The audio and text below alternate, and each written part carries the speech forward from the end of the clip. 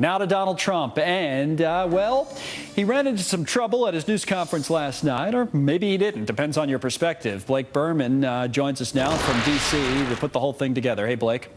Hey there, Connell. Donald Trump didn't just toss anyone from his news conference with reporters last night. He booted Jorge Ramos. That's the main anchor from Univision. This news conference in Iowa began with a question last night from Fox's Carl Cameron. Then Trump called on another reporter, and at that point, that's when Ramos stood up and challenged Trump about his immigration plan. Here's how it all went down. Take a look. Okay, who's next? Yeah, please. Excuse me, sit down. You weren't called. Sit down. Sit down. Sit down. Go ahead.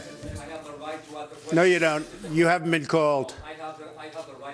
Go back to Univision. And then about 10 seconds after that, a security guard walked over and escorted Ramos out. He was eventually allowed back in and pressed Trump about his claims that he'll win the Hispanic vote. Both ended up phoning into different morning shows earlier today and continued the finger pointing. I've been a journalist for more than 30 years. I've been all over the world, and I've never been thrown out of any press conference from any interview. This is not Cuba or Venezuela. He was totally out of line last night. I was asking and being asked a question from another reporter. I would have gotten to him very quickly, and he stood up and started ranting and raving like a madman. Now, Connell, the two have a history here. Earlier this summer, Ramos wrote Trump a letter asking for an interview. That letter included Ramos's phone number, and Trump ended up posting that to Instagram.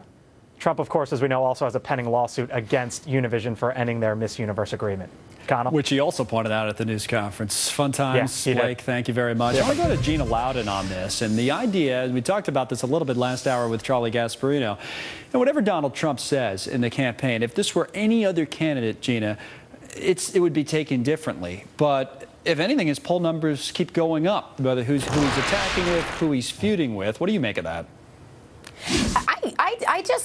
I don't think that it would be taken differently. I just think that our politicians have been brainwashed by the pundits who control them for so long to believe that just saying the truth isn't acceptable. And I think Donald Trump has redefined that whole manner of politicking. And I think that's what is really a breath of fresh air to the American people. Well, the polls do find that. They find that if you're supporting Trump, if somebody likes Trump, they usually like the way he speaks. Sometimes it's not even what he's saying. It's the way, the way he carries himself. They look at him here in the news conference, just the straightforward manner.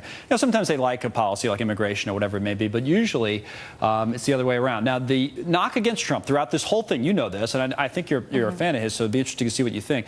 The knock against him has been there's a ceiling, that he can't go past 15%. Then when he went to 20, and now he keeps going up in the polls. So is that ceiling really there?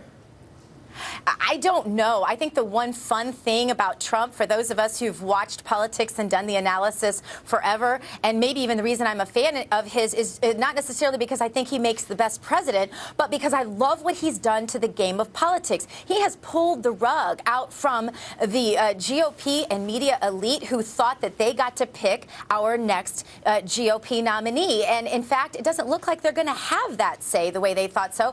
And that is thanks in large part to the truths that Trump is speaking. I think even if you look at the tragic events of today in Virginia, some of this, it has to do with the race inciting that has been going on for years in this country, funded by George Soros. Who do you think is going to call that out? I'm just waiting. You just know Trump's going to call that out. Well, the Virginia story, as far as we know, and Ashley was just talking about this, is really centered on these people and the workplace situation that they had. We think, at this point, somebody had worked at the station, and be that as it may, but would you be willing to vote for someone, and obviously I'm talking about Trump when I ask you this, who you don't agree with on a number of issues, and maybe you do on every issue, but say you don't. You're willing to vote for someone just because of their tone and you like the way they sound?